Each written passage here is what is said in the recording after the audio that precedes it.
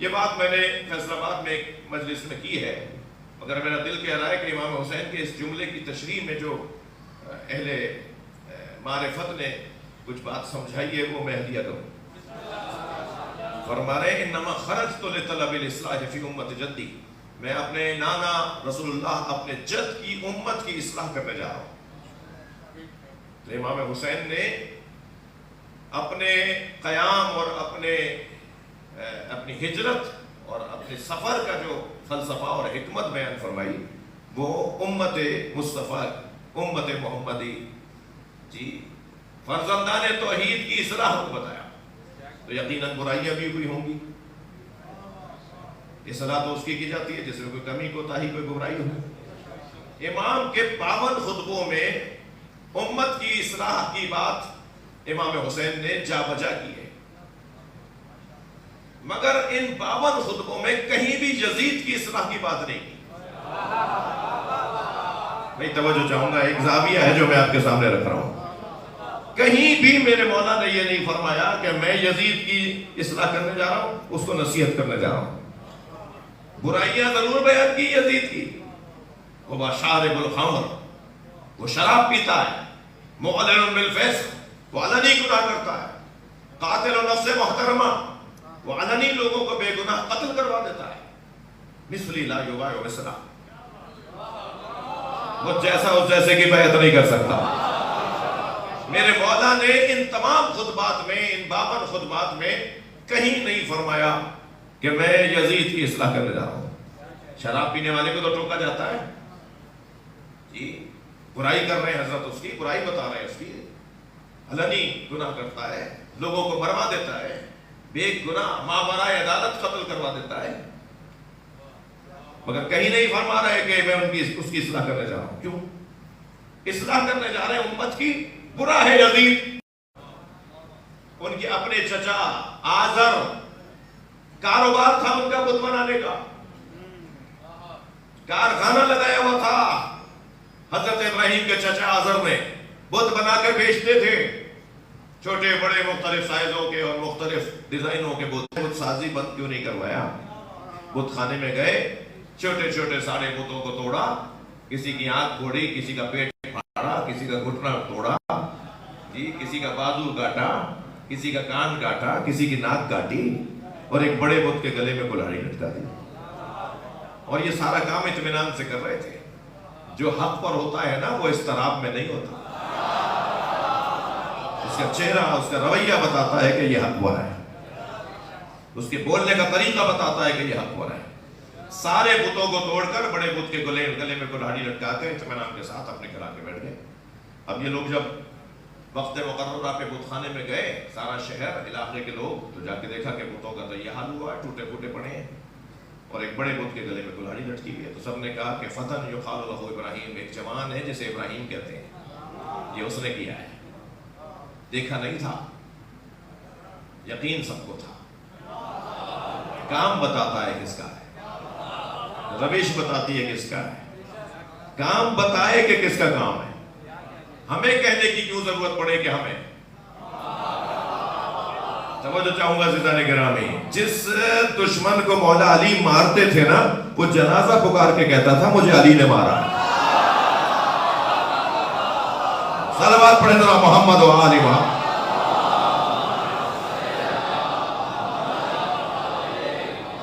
سب نے کہا یہ ابراہیم کا کام ہے۔ اب حضرت ابراہیم کو گرفتار کر کے لے آئے، وہ بھی اطمینان کے ساتھ آ گئے جی۔ بھائی چلے کیوں نہیں گئے، چھپ کیوں نہیں گئے جی؟ ایس ایچ او صاحب نے بتا دیا تھا گرفتار کرنے آ رہا ہوں، کہیں اور کہیں کیوں نہیں چلے گئے؟ وہ تو چاہ رہے تھے گرفتار کرو، وہ تو چاہ رہے تھے ہم سے بات تو کرو۔ عزیزان گرامی، مجھے تعجب ہوا، ابھی اربعین سے پہلے چائے کی پیالیوں پر مشی کے خلاف کلپ ڈالنے والے دوست ساری قوم کے آگے بھی آج شرمندگی اٹھا رہے ہیں، اور مشی بھی نہیں رکی۔ تو ایسا کام کیوں کر رہے ہو جس سے تمہیں شرمندگی ہو جی؟ یہ چاہیں گے کہ آپ کا ہر وہ کام، توجہ چاہوں گا، جو آپ کے تعارف کا ذریعہ بنے اسے روکا جائے۔ یہ جو مشی تھی یہ آپ کے تعارف کا ذریعہ ہے، ہم نے میں نے اپنے بچپن میں دیکھا ہے، میرے بزرگ بھی موجود ہیں، مجھ سے زیادہ عمروں والے لوگ موجود ہیں، بازار کھلے ہوتے تھے جی، دکانیں کھلی ہوتی تھیں، ایک راستے پہ سواریاں چل رہی ہوتی تھی اور جلوس جا رہا ہوتا تھا۔ ہم نے تو نہیں کہا تھا کہ بازار بند کرو، ہماری خواہش تو نہیں تھی کہ مارکیٹوں کو بند کرو، تم نے جتنا روٹ پرمٹ تھا اس کو امام بارگاہ بنا دیا، بیریئر لگا کر، رکاوٹیں کھڑی کر کے جی ہمیں محدود کر دیا کہ نہیں یہاں کوئی نہیں جائے گا، وہاں کوئی نہیں جائے گا، اور ایسا ماحول بنایا کہ صاحب خوف اور ڈر کا ماحول۔ ہم نے تو نہیں کہا تھا مارکیٹ بند کرو، ہم تو چاہتے تھے کہ دکانیں کھلی ہو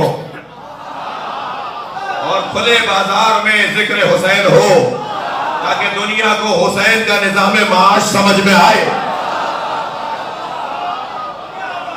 لبیک یا حسین،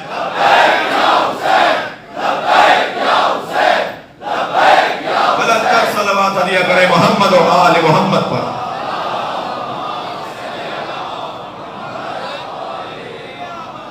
ہم چاہتے تھے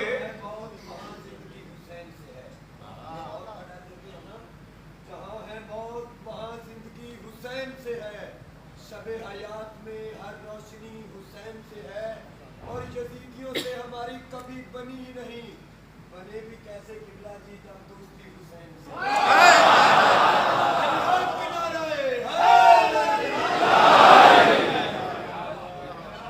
انہوں نے کام یہ کیا، گزشتہ 40 سال 35 سال سے تو میرے بچپن میں وہ ماحول تھا، اس مشین نے ان کی پابندیوں کو ختم کر دیا، تو یہ کیسے برداشت کریں گے؟ کچھ نہیں ہے بھائی، 5واں سال تھا، کچھ ہوا؟ سنی ہماری جان ہے، سنی ہمارے عزیز ہیں، سنی عزادار ہیں۔ تم نے یہ کیسے طے کر لیا کہ شیعہ صرف عزاداری کرتے ہیں؟ میں یہ بار بار کہتا ہوں، دوبارہ کہہ رہا ہوں، شیعہ امام حسین کی عزاداری کے مالک نہیں ہے، شیعہ امام حسین کی عزاداری کے نوکر ہیں، اور نوکروں کو اپنی اوقات میں رہنا چاہیے، مالک کے مہمانوں کا خیال کرنا چاہیے۔ شیعہ سب عزادار ہیں، اور اس ملک کے اندر یہاں ہندو عزادار ہے۔ یہ حقیر، یہ فقیر جو آپ کے سامنے بیٹھا ہے، میں کتنے ہی ہندوؤں کے گھر کی مجلس پڑھتا ہوں، خاص طور پہ ہمارے سندھ کے اندر ایک بڑی تعداد میں ہندو ہیں جو عزاداری کرتے ہیں، علم لگاتے ہیں، جلوس نکالتے ہیں جی۔ حیدرآباد میں تو ایک پیڑ کہتے ہیں علم کو، ایک علم کا جلوس ہندوؤں کے سے نکلتا ہے۔ مجھے ایک معروف شخصیت نے، میں ان کا نام لینے سے گریز کر رہا ہوں، میرے ساتھ فضائی سفر میں تھے، برابر میں ہم ساتھ بیٹھے تھے سیٹ پر، مجھ سے کہنے لگے کہ حیدرآباد میں شیعوں کے جلوسوں کے پرمٹ کتنے ہیں؟ میں نے کہا جی میرے علم میں نہیں ہے، تو کہنے لگے کہ ٹوٹل 400 پرمٹ جاری ہوتے ہیں ہر سال، جو صدیوں سے چلے آ رہے ہیں، شیعوں کے صرف 50 ہیں، 350 ہم سنیوں کے ہیں۔ اس ملک میں سنی شیعہ کا مسئلہ ہی نہیں ہے، نہیں ہے مسئلہ، واللہ میں ممبر پہ بیٹھ کر بہت اندر تک کے حالات جانتا ہوں۔ اس ملک کے اندر سنی شیعہ کا مسئلہ نہیں ہے، اس ملک میں مذہبی مسئلہ ہی نہیں ہے، اس ملک میں سیاسی مسئلہ ہے، اس ملک میں مسئلہ سیاسی ہے۔ اب سادہ لوگ بیچارے جو خاندانی نہیں ہیں، ہمارے یہاں بھی ہیں اور کہیں اور بھی ہیں، جو خاندانی لوگ نہیں ہیں اور ان کو ممبر مل گیا،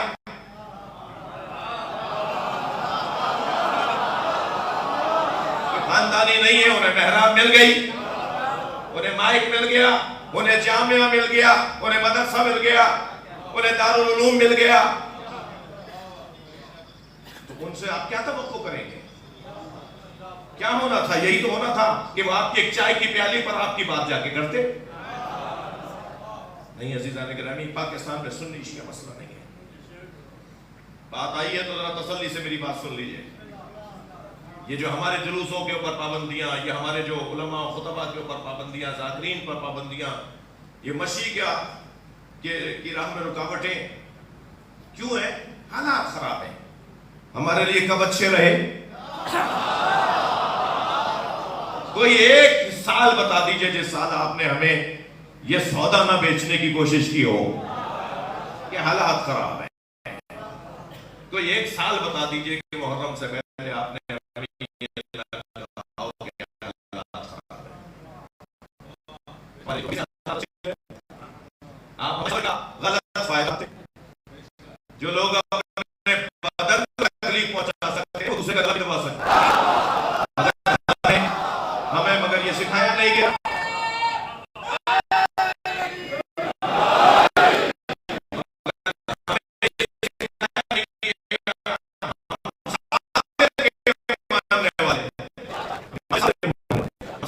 ہمیں کہا گیا ہے کہ صبر کرو برداشت کرو تحمل مزاجی کے ساتھ آگے بڑھو. جی اچھا اتفاق ہے کہ میں سنی شاہ کی اتحاد کی بات کر رہا ہوں اور میرے سنی بھائی مجلس میں شریک ہو رہے ہیں. ایک بلند صلوات پڑھیں محمد صلی اللہ علیہ وسلم.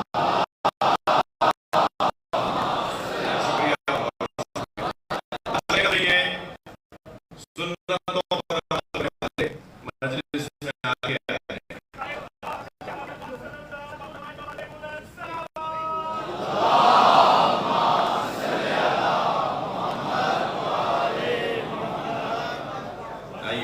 آئیے مولانا تشریف لائیے. دیکھیے کہاں ہے سنی شیعہ مسئلہ. آئیے مولانا تشریف جگہ دیجیے رستہ دیجیے.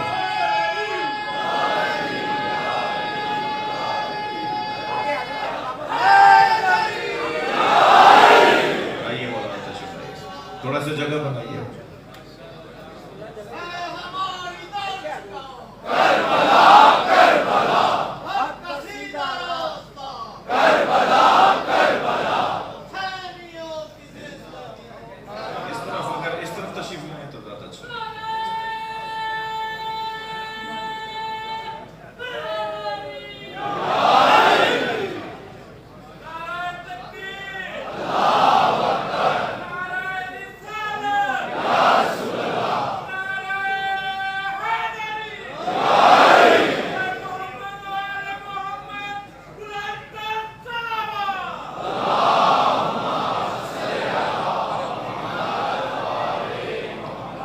دیکھیے میں ان کی صحت سلامتی ان کی توفیقات میں اضافے کے لیے اپنے عزیزوں کے لیے دعا کروں.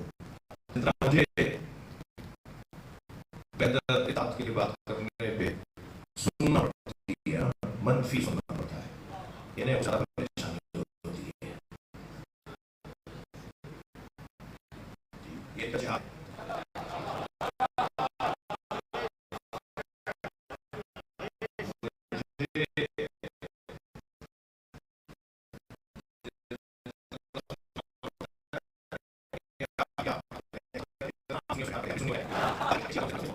ہم شیعہ بھی سنی ہو جائیں تو مجھے تو سننا پڑتی ہے لیکن ہم سے زیادہ مولانا طارق جمیل کو سننا پڑتی ہے.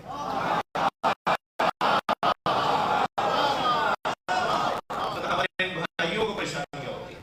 یہ جہاد ان کے جہاد سے کم نہیں ہے. ساری دنیا کا سنی مل کے شیعوں کو ختم نہیں کر سکتا اور ساری دنیا کا شیعہ مل کے سنیوں کو ختم نہیں کر سکتا. تو جو کام ہو نہیں سکتا اس کی کوشش کیوں ہوتی ہے؟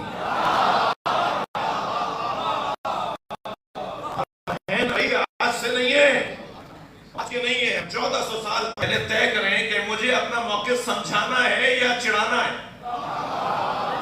سمجھانے والا تو اخلاق کا اچھا ہوتا ہے. جس کا اخلاق اچھا ہوتا ہے وہ سمجھانے والا ہوتا ہے. جو سمجھانا چاہتا ہے اس کا اخلاق اچھا ہوتا ہے.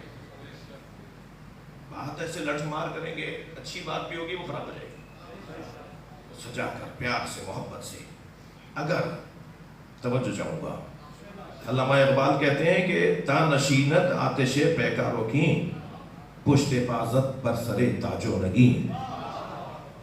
اللہ یہ اعلان کر رہا ہے وَلَوْ اتَّبَعَ الْحَقُّ أَهْوَاءَهُمْ, اگر حق نے ان کی خواہشات کی پیروی کر لی ہوتی لَفَسَدَتِ السَّمَاوَاتُ وَالْأَرْضُ وَمَنْ فِيهِنَّ, تو جو کچھ آسمانوں میں ہے اور جو کچھ زمینوں میں ہے وہ سب برباد ہو جاتا.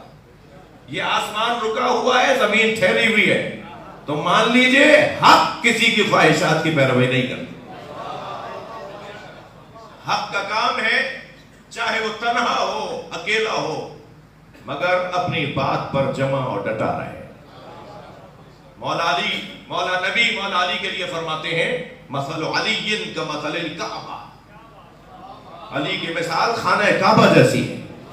یدور ولا یدار، کعبے کے گرد سب چکر کاٹتے ہیں، کعبہ کسی کے گرد چکر نہیں کاٹتا.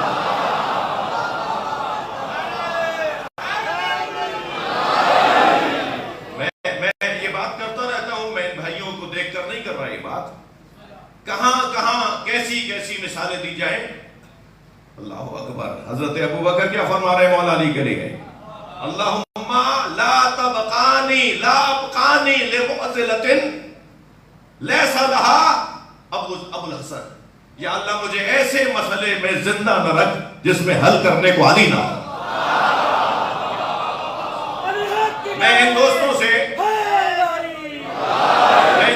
سے پوچھنا چاہ رہا ہوں کہ 24 سال تک مولا کائنات مشورے دیتے رہے یا نہیں؟ مولا نے احتجاج بھی کیا. 24 سال کے بعد آئی ہے نا شورا، 6 رکنی شورا جو حضرت عمر نے بنائی، وہ مولا کے اس پہلے دور 2 دوروں کے گزرنے کے بعد آئی نا. مجھے جواب دیجئے، اس شورا میں مولا کائنات بیٹھے یا نہیں؟ اور بیٹھ کر اپنی بات کی یا نہیں؟ نہ جاننا، بات نہ کرنا، ملاقات نہ کرنا یہ حل نہیں ہے. ملاقات کر کے اپنا موقف سجا کر پیش کرنا یہ علی کی سیرت. سجا کر بات کرو، اہتمام کے ساتھ بات کرو. لہذا اس شورا میں 6 رکنی شورا، اہل علم جانتے ہیں، اہل مطالعہ جانتے ہیں، بڑی تعداد میں دانشوران تشریف فرما ہے. اس 6 رکنی شورا میں مولا نے اپنا موقف رکھا اور اس موقع پہ فرمایا کہ کیا تم میں سے کسی کو یاد نہیں ہے کہ نبی مکرم نے میرے لیے کیا فرمایا؟ اور پھر آپ نے 3 حدیثوں کو اپنی خلافت پہ دلیل بنایا. توجہ ہے بات کی. حدیث غدیر من کنت مولا فہذا علی مولا. حدیث سفینہ مثل اہل بیتی کمثل سفینۃ النوح من رکبها فنجا ومن تخلف عنها فغرق. قلعین ہے. توجہ ہے بات کی. فرمایا کیا تم میں سے کس؟ ہم نے کہا ہمیں یاد ہے، سارے صحابہ کرام تھے. حضرت نے فرمایا تم میں سے کون ہے جسے یاد نہیں ہے؟ سب نے کہا ہمیں یاد ہے. اس میں سے حضرت نے فرمایا کیا تم نے یہ نہیں سنا نبی مکرم سے انی تارک فیکم الثقلین؟ اب اہل علم سے تھوڑی سی توجہ چاہوں گا بھائی. ثقلین اور ہے، ثقلین اور ہے. قاف کو جزم دے کر پڑھیں اس کا ایک اور مطلب ہے، اور قاف کو فتح دے کر پڑھیں اس کا ایک اور مطلب ہے. ثقلین کا مطلب ہے 2 بھاری چیزیں جو معمولاً ہم ترجمہ کرتے ہیں، اور معمولاً ثقلین پڑھ کے ہم یہی تشریح کر رہے ہوتے ہیں. اور ثقلین قاف پر زبر، قاف پر فتح، قاف کو مفتوح کیا جائے، اس کا ایک اور مطلب ہے. اچھا وہ جو ثقلین ہے یعنی 2 گراں قدر چیزیں، اولہما کتاب اللہ اذکرکم اللہ فی اہل بیتی. 3 مرتبہ سرکار نے، مسلم شریف کی روایت ہے، 3 مرتبہ سرکار نے فرمایا میں تمہیں اپنے اہل بیت کے بارے میں اللہ سے ڈراتا ہوں. میں تمہیں اپنے اہل بیت کے بارے میں اللہ سے ڈراتا ہوں. میں تمہیں اپنے اہل بیت کے بارے میں، اپنی اہل بیت کے بارے میں، اپنی آل کے بارے میں، اپنے بچوں کے بارے میں، اپنے حسن و حسین کے بارے میں، اپنی فاطمہ کے بارے میں اللہ سے ڈراتا ہوں. وہ 2 چیزیں جو چھوڑے جا رہے ہیں، ثقلین یعنی گراں قدر، سنگین وزنی، اور ثقلین کا مطلب کچھ اور ہے. عرض کروں، آپ جب گھر منتقل کر رہے ہوتے ہیں، آپ نئے گھر میں جا رہے ہوتے ہیں، کسی اور شہر میں ہجرت فرما رہے ہوتے ہیں، تو کچھ سامان گھر کا بیچ دیتے ہیں. کہاں لے کے جائیں گے اتنا سامان؟ کچھ سامان بیچ دیتے ہیں. کچھ سامان آپ ہدیتاً عزیز و قارب کو یہ تم رکھ لو، وہاں اور لے لوں گا، کسی جاننے والے کو، کسی دوست کو دے دیتے ہیں. کچھ سامان تو ہینگر بلب اور پنکھے، بعض چیزیں تو ایسی چھوڑ کے بھی چلے. اس کو کیا لے کے جانا ہے؟ اس کھوٹی کو کیسے اتاروں گا؟ یہ میں نے ایک فانوس ایک بلب لایا تھا، اس کو اتارنا شایان نشان نہیں ہے، اسے آپ چھوڑ جاتے ہیں. ایسے اور ایک ٹرک بھی بن رہا ہوتا ہے جس میں سامان لادا جا رہا ہوتا ہے کہ یہ ساتھ لے کے جاؤں گا. اور وہ ساتھ لے جانے والوں میں بھی کچھ ایسی چیزیں ہوتی ہیں کہتی ہیں میری گاڑی میں رکھ دو, اس ٹرک میں مت رکھ دینا بھائی, یہ وہ میری گاڑی میں رکھ دو. اور گاڑی میں بھی پھر وہ کہتے ہیں اس کو مجھے تو گود میں رکھوں گا. جو چیزیں میں اپنے آپ سے جدا نہیں کر سکتا وہ تمہیں دے کے جا رہا ہوں. صلوات پڑھے محمد و آل محمد.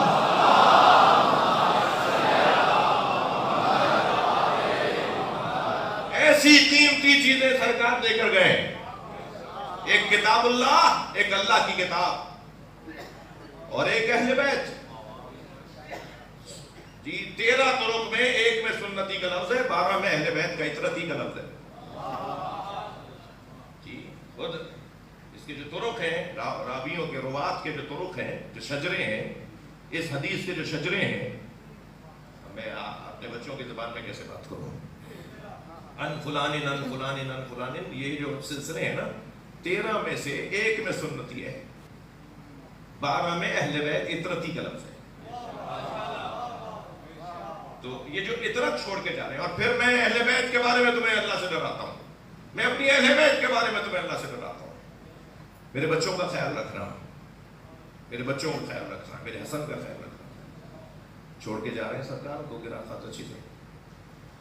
تو نہ قرآن سنیوں کا لہجہ اور شیعوں کا لہجہ ہے, پرانی ہو گئی بات. میرا لہجہ بہت رقیق لہجہ نہیں کر پاتا, میں چاہ کے بھی نہیں کر پاتا, لیکن میں غصے میں کہہ رہا ہوں اب یہ منجن بکنے والا نہیں ہے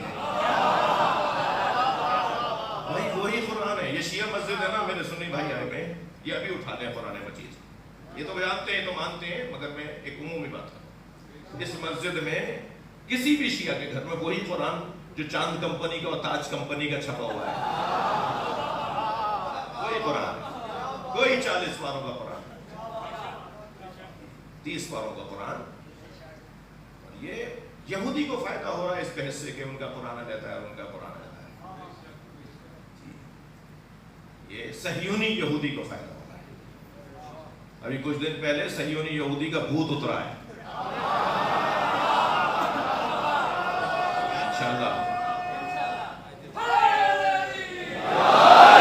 انشاءاللہ فلسطینی مسلمان بھی چین پائے گا اور مسلمانوں کے مسائل آسان ہوں گے. قرآن لڑنے کا موضوع نہیں ہے. بارہا کہہ چکا ہوں, ریکارڈ پر چیزیں ہیں کہ اگر آپ کے محلے میں, شیعہ بھائیوں سے کہہ رہا ہوں, اگر آپ کے محلے میں کوئی شیعہ قاری قرآن نہیں ہے تو سنی قاری قرآن سے اپنے بچوں کو قرآن پڑھواؤ. قرآن جب دو ہیں ہی نہیں. یہ بھی غیر علمی بات ہے کہ سنی ولد ضالین کہتے ہیں اور شیعہ ولد ضالین کہتے ہیں. یہ غیر علمی بات ہے. تجوید کا اور مخارج کا مسئلہ ہے کہ زبان کی نوک اگر تھک رہے آپ, زبان کی نوک اگر سامنے والے دو بلندہ دانتوں پہ جا کے لگے گی تو جو الفاظ جو لہجہ بنے گا, جو مخرج بنے گا, وہ دال کا بنے گا. لیکن اگر زبان کا ایک طرف ساتھ والے نوکیلے دانتوں پہ جا کے لگے گا تو جو مخرج بنے گا وہ ذوات کا بنے گا. مسئلہ سنی شیعہ کے تلفظ کا نہیں ہے, مسئلہ مخرجوں کا ہے. میں خالد سطح میں بھی بات کر رہا ہوں. اس لیے اگر آپ کے ہاں دینیات ان سے مت پڑھوانا, سنی عالم سے دینیات نہیں پڑھوانا, یہ بات ٹھیک ہے آپ کی, لیکن قرآن تو سب کے لیے برابر ہے. ایسے ہی اہل بیت بھی لڑنے کا موضوع نہیں ہے, یہ لڑنے کا موضوع نہیں ہے. مجھے بتائیے کہ سنی مولا علی کو یہ مانتا ہے, شیعہ مولا علی کو مانتا ہے. مجھے ذرا سینے پہ ہاتھ رکھ کے بتائیں کیا سارے شیعہ ایک جیسا مانتے ہیں؟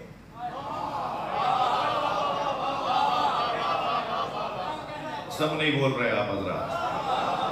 کیا سارے شیعہ ایک جیسا مانتے ہیں؟ معرفت کا مسئلہ ہے.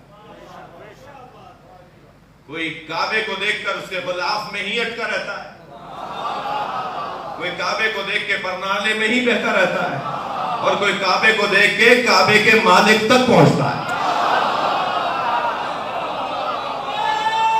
نماز کے لیے سنگ میل ہو جاتا ہے. نے سوچا تھا ایک شیعہ نے بنایا تھا. یہ دونوں کا ملک ہے. اپنی بات سجا کے پیش کریں. میں گیا مولانا طارق جمیل صاحب کے مدرسے میں کئی دفعہ جانا ہوا اور مدارس میں بھی جانا ہوا, بنگوری ٹاؤن بھی جانا ہوا, دارالعلوم بھی جانا ہوا. شاید ہی کوئی بڑا مرکز رہا ہو, البتہ بعض ہمارے بزرگوں کا, مفتیان دین کا اور شخصیات کا گلہ ہے کہ میں ان کے نہیں گیا ہوں. وہاں بھی حاضر ہوں گا انشاءاللہ جہاں نہیں گیا ہوں. مجھے کبھی کوئی پریشانی نہیں ہوئی. نام نہیں لے رہا, ایک مدرسے میں ایک چپتا وہ جملہ کہا گیا, میں نے ان سے پلٹ کے کہا کہ تسلی سے جواب دیا. میں جو میرے میزبان تھے دیوبندی برادران تھے, انہوں نے اپنے لوگوں کو سمجھایا کہ ایسا نہیں کرو. برداشت, تحمل مزاجی, کھولیے دروازے ایک دوسرے کے لیے. گھٹے ہوئے دماغ والا علی والا نہیں ہوتا, تنگ نظر علی والا نہیں ہوتا.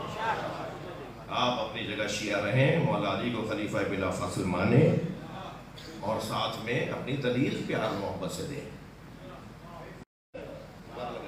کربلا کا شاہ حسین, حسینی بولے کربلا کا شاہ حسین, مردانہ انداز میں بولے کربلا کا شاہ حسین.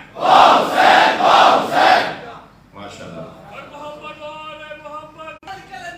میرے نبی نے بولا, میرے نبی نے بولا, میں جس کا مولا, میں جس کا مولا, میں اس کا مولا, میں اس کا مولا.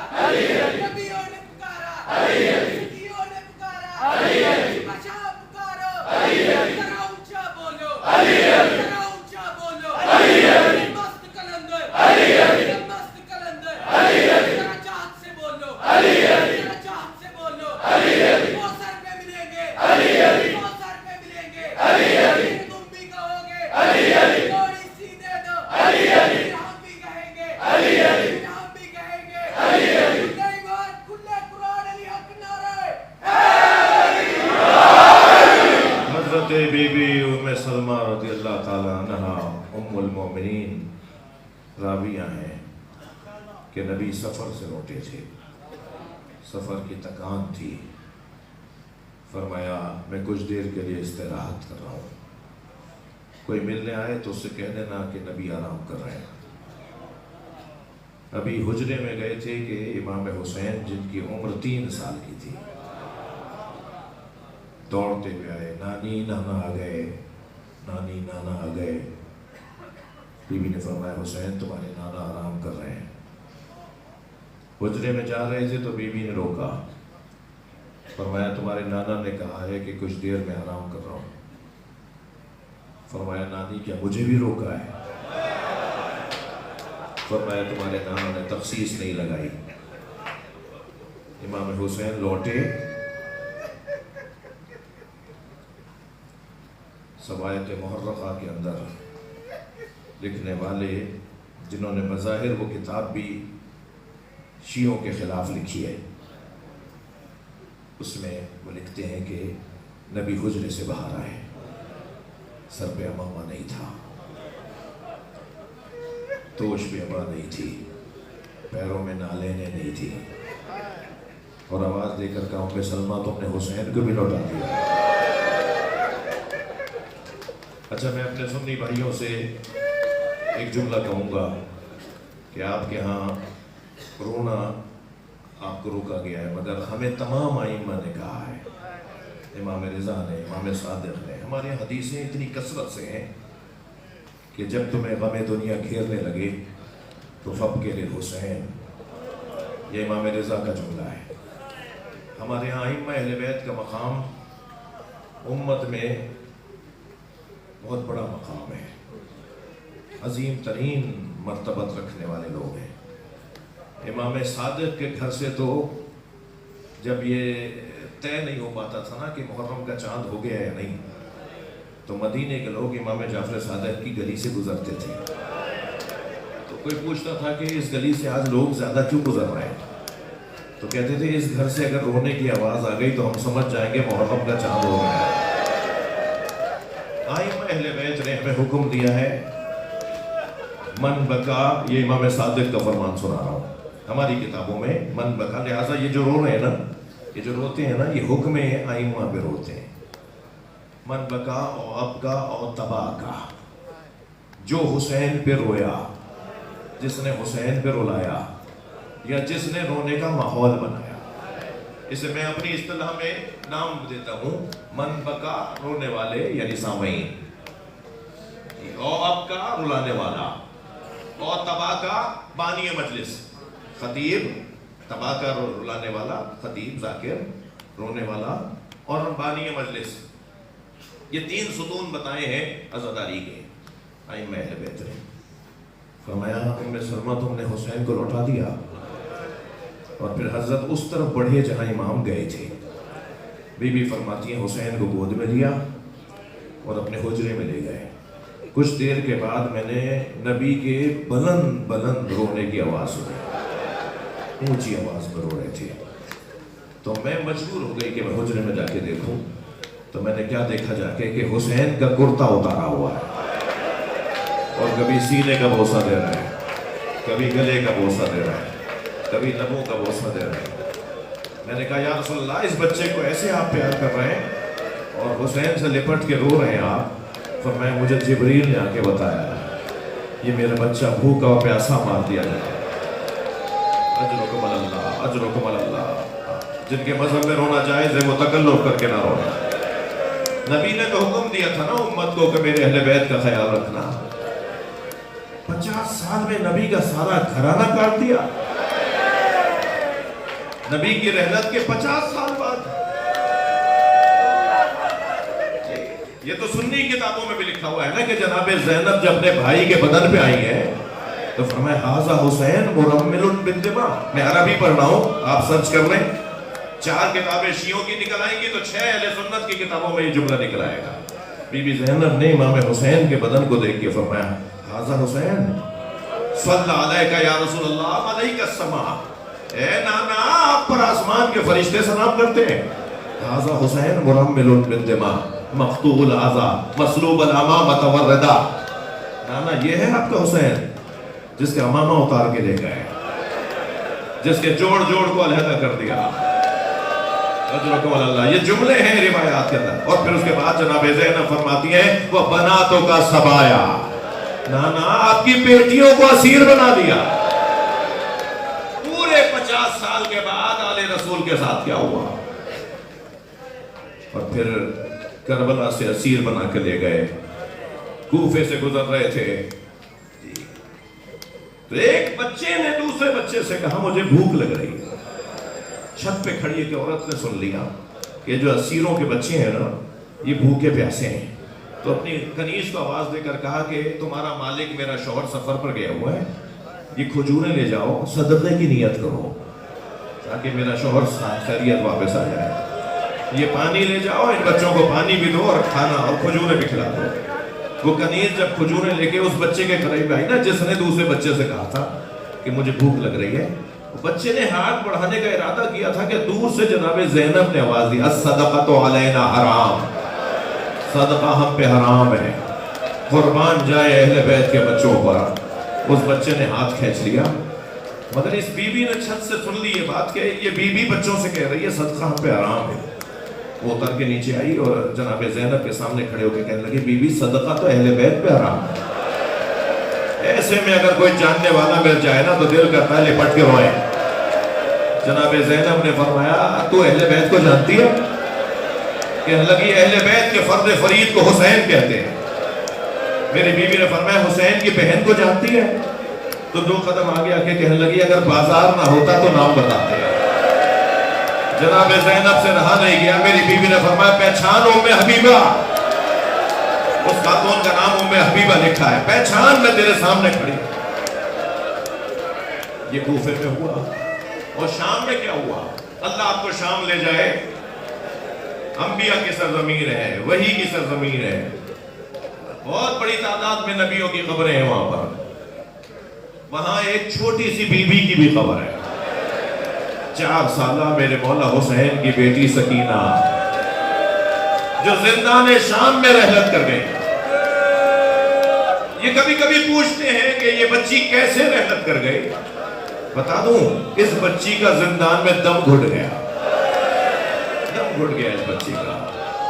روزانہ بابا مجھے ساتھ لے جاؤ، بابا مجھے تماچا مارتے، بابا مجھے گھور کے دیکھتے، بابا میرے گوشوارے چھین لیے۔ امام حسین کا سر بھیجا گیا، جناب سکینہ نے اپنے بابا کا سر دیکھا تو بابا کا سر دیکھ کے فرمایا بابا آپ کی یہ رگیں کس نے کاٹی ہیں؟ بابا آپ کی یہ چہرے پہ کس کا خون ہے؟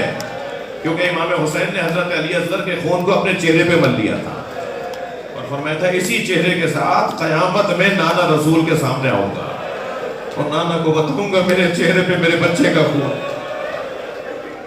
بابا یہ آپ کی پیشانی پہ پتھر کس نے مارا؟ اور پھر فرمایا بابا مجھ سے بھی تو پوچھئے، میرے گوشوارے چھین لیے، بابا مجھے تماچا مارا، بابا مجھے گھرکتے ہیں۔ اور یہ کہہ کر بچی بابا بابا بابا بابا کہتی کہتی ایک مرتبہ منہ پہ منہ رکھ کے سو گئی۔ ساری بیویاں یہ سمجھی کہ بچی سو گئی ہے، مگر امام سجاد قریب آئے، نبض پر ہاتھ رکھا اور جناب زینب سے کہا اماں ذرا اماں رباب کو سنبھالی ہے، اور آواز آئی انا للہ وَإِنَّا إِلَيْهِ رَاجِعُونَ۔ اس بچی کو زندان شام میں دفن کر کے آ گئے۔ اجرکم اللہ، اجرکم اللہ۔ مجھے 2 منزلیں اور لینے دیجئے۔ جب شام سے رہائی ہوئی نا تو اس کے 2 سبب لکھے ہیں۔ ایک سبب تو اس بچی کی شہادت، اہل بیت کی شام سے رہائی اور مدینہ واپس آنا، ایک تو اس بچی کی شہادت، اس شہادت نے سب کو آزاد کروا دیا۔ خود آج تک اسیر ہے، جسے سب سے زیادہ مدینہ یاد آتا تھا نا، وہ بچی آج تک اسی جگہ دفن ہے جہاں اس وقت میں زندان تھا۔ ایک سبب تو یہ لکھا ہے، اور دوسرا سبب لکھا ہے کہ امام سجاد زندان کے باہر دروازے پر زنجیروں میں جکڑے ہوئے بیٹھے ہوتے تھے۔ تو ایک دن روزانہ حضرت کے سامنے سے لوگ آمد و رفت کر رہے ہوتے تھے۔ ایک دن ایک شکاری ہرن کا شکار کر کے، ہرنی کا شکار کر کے جا رہا تھا، تو اس ہرنی نے امام کی طرف مڑ مڑ کے دیکھنا شروع کیا۔ تو امام نے شکاری کو آواز دے کر کہا بھائی اس کے 2 بچے ہیں، وہ بھوکے ہو گئے ہیں، اسے آزاد کر دے، وہ دودھ پلا کر واپس آ جائے گی۔ کہنے لگا کیا کہا آپ نے؟ حضرت نے فرمایا اس کے بچے ہیں، وہ بھوکے ہو گئے ہیں، وہ یہ مجھ سے فریاد کر رہی ہے آپ میری ضمانت لے لیں، میں بچوں کو دودھ پلا کے واپس آ جاؤں گی۔ وہ کہنے لگا تم تو خود زندان میں ہو، تمہارے تو اپنے ہاتھوں میں زنجیریں ڈلی ہوئی ہیں، تم اس ہرنی کی بات مجھ سے کیسے کر رہے ہو؟ حضرت نے فرمایا میں حجت خدا ہوں، میں حجت خدا ہوں، یہ مجھ سے فریاد کر رہی ہے، میں تجھے ضمانت دیتا ہوں یہ واپس آ جائے گی۔ اس نے کہا ٹھیک ہے میں آزماتا ہوں، دیکھتا ہوں ایسا کبھی ہوتا ہے۔ اس نے ہرنی کی رسی چھوڑ دی، یہ دوڑتی ہوئی جنگل میں گئی، کچھ دیر کے بعد واپس آئی۔ سب سے پہلے امام سجاد کے پیروں کا بوسہ دیا، پھر گردن جھکا کے شکاری کے قریب کھڑی ہو گئی۔ وہ امام کے قدموں میں گر گیا، آپ کون ہیں؟ کہا میں علی زین العابدین ہوں۔ اور پھر اس نے جا کر لوگوں کو بتایا کہ زندان میں اہل بیت کو اسیر کیا ہوا ہے، اور پھر ایک بغاوت کا سا ماحول ہونے لگا، لہذا یزید مجبور ہوا اہل بیت کو آزاد کرنے پر۔ جب امام سجاد سے یزید نے کہا نا کہ میں آپ کو رہا کرنا چاہتا ہوں، تو امام نے فرمایا میں اپنی پھوپھی زینب سے پوچھوں گا۔ بی بی زینب نے فرمایا مجھے رہائی نہیں چاہیے، میرے 3 مطالبات ہیں، میرے 3 مطالبات ہیں۔ سب سے پہلا مطالبہ یہ مجھے ایک گھر چاہیے جہاں میں اپنے بھائی کی عزاداری کروں۔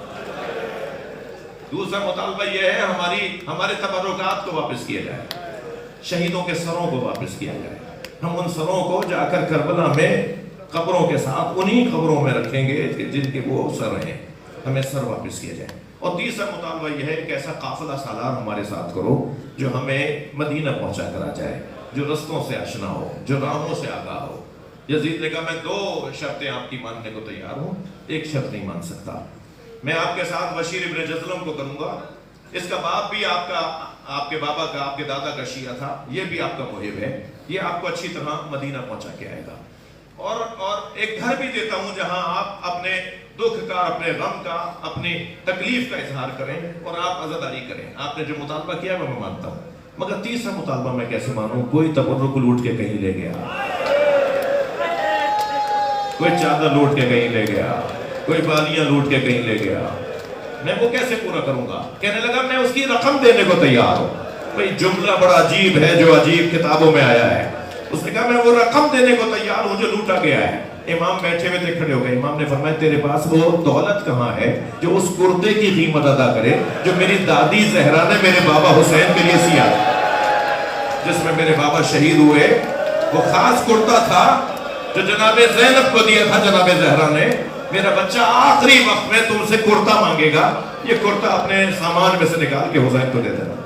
امام نے فرمایا تیرے پاس وہ قیمت کہاں ہے, وہ دولت کہاں ہے جو اس کرتے کی قیمت ادا کرے. 10 دن تک جناب زینب نے شام میں عزاداری کی ہے. پھر قافلہ تیار ہوا تو محملیں لگائی گئیں. بس جلدی جلدی میں 2-3 منزلیں لے رہا ہوں. محملیں لگائی گئیں. محملیں جناب زینب نے دیکھا تو اس پر رنگین پردے لگے ہوئے تھے. حضرت امام سجاد سے فرمایا میں ان محملوں میں الماریوں میں نہیں بیٹھوں گی. اجعلوها سودا حتی یعلم الناس نحنو فی عزائے اولاد زہرا. انہیں کالے کپڑوں میں تبدیل کرواؤ تاکہ جہاں جہاں سے سواریاں جائیں لوگ سمجھ جائیں کہ زہرا کے بچوں کی عزائے جا رہے ہیں. انہیں کالے کپڑوں میں تبدیل کروایا گیا. محملوں میں ساری بیویاں بیٹھی مگر ایک بیوی مل نہیں رہی, ایک بیوی میں نظر نہیں آ رہی. امام سجاد نے فرمایا پھوپھی اماں ساری بیویاں بیٹھ گئی. فرمایا بھابی رباب نظر نہیں آ رہے. فرمایا مجھے پتا میری ماں کہاں ہے. اب آگے آگے امام سجاد تھے, پیچھے پیچھے بیویاں تھیں. امام سجاد نے زندان شام میں قدم رکھا تو ساری بیویوں نے کیا دیکھا, جیسے کوئی ماں اپنے بچے کو گلے لگائے ہو ایسے جناب رباب نے قبر سکینہ کو گلے سے لگایا ہوا اور ایک نوحہ پڑھ رہی ہیں, سکینہ تمہیں مدینہ بہت یاد آتا تھا, اٹھو میری لال ہم مدینے واپس جا رہے ہیں. اجر و کمال اللہ. ہو گئی مجلس, میرے حصے کا خطاب مکمل ہو گیا. بس آخری جملہ سن لیجیے. ادھر جب یہ قافلہ مدینہ پہنچا, یہی دن تھے جب یہ قافلہ مدینہ پہنچا. میں مناسبت کی تاریخوں کے حساب سے مسائل پڑھ رہا ہوں. جب یہ قافلہ مدینہ پہنچا تو ایک مرتبہ جناب امام سجاد نے بشیر ابن جزلم رضی اللہ تعالیٰ عنہ سے کہا کہ ہم خیمے باہر لگا کے بیٹھیں گے, ہم شہر کے باہر رہیں گے, تم مدینے میں جا کے بتا تو دو کہ کس کا قافلہ آیا ہے. تو بشیر نے کالا علم ہاتھ میں لیا اور مدینے کی گلیوں میں آواز لگانے لگا, اے اہل یثرب, اب مدینہ رہنے کے قابل نہیں رہا. مدینے کے مالکوں کو مار دیا گیا, مدینے کے وارثوں کو مار دیا گیا, حسین کا لٹا ہوا قافلہ واپس آیا. بشیر کہتا ہے میں محلے سنا رہا تھا کہ جب محلے بنی ہاشم میں داخل ہوا, آخری جملے کہہ رہا ہوں, جب محلے بنی ہاشم میں داخل ہوا اور میں نے پہلی آواز لگائی اے مدینے والو, حسین کا لٹا ہوا قافلہ واپس آیا ہے. تو کہتا ہے کہ ایک گھر کا دروازہ کھلا, ایک قوی ہیکل بی بی باہر آئی. ایک قوی ہیکل بی بی جس کے آنے سے روب ظاہر تھا, ایک قوی ہیکل بی بی جس کے ہاتھ میں عصا تھا, اس کے کاندھے پہ ایک بچہ بیٹھا ہوا تھا. وہ آگے بڑھتے ہوئے مجھ سے کہنے لگی کس حسین کی بات کر رہے ہو؟ تو میں نے کہا بی بی میں جان سکتا ہوں آپ کون ہیں؟ تو انہوں نے کہا میں عباس کی ماں ام البنین ہوں. بشیر کہتا ہے میرے ہاتھ پیر کانپنے لگے, میں مولا علی کی زوجہ حضرت عباس کی ماں سے بات کیسے کروں؟ تو میں نے کہا بی بی میں آپ کے بیٹے اون کا حال بتاؤں؟ کہا نہیں مجھے حسین کا حال بتاؤ. کہا میں آپ کے بیٹے عثمان کا حال بتاؤں؟ کہا نہیں مجھے حسین کے بارے میں بتاؤ. پھر میں نے کہا میں آپ کے بیٹے جعفر کا حال بتاؤں؟ کہا نہیں مجھے حسین کے بارے میں بتاؤ. پھر میں نے آہستہ سے کہا عباس کے بارے میں سن لے. کہا نہیں مجھے حسین کے بارے میں بتاؤ, کیا ہوا ہے حسین کے ساتھ؟ تو میں نے کہا بی بی حسین کو کربلا میں پیاسا مار دیا. کہتا ہے جیسے ہی میں نے یہ جملہ کہا انہوں نے زمین پر پیر مارا اور کہا عباس کہاں تھا؟ ابھی بھی عباس کے بازو کاٹے جا چکے تھے, عباس کو پہلے مارا گیا, پھر حسین کو کربلا میں مار دیا گیا. اللہ لعنت اللہ علی الظالمین. یا اللہ ان آوازوں پر رحمت نازل فرما. یا اللہ ان رونے والوں کی, ان حاضرین کی توفیقات میں اضافہ فرما. امام زمانہ کے ظہور میں تعجیل فرما. میرے بھائی نام میں شیخ بینی نوحہ پڑھ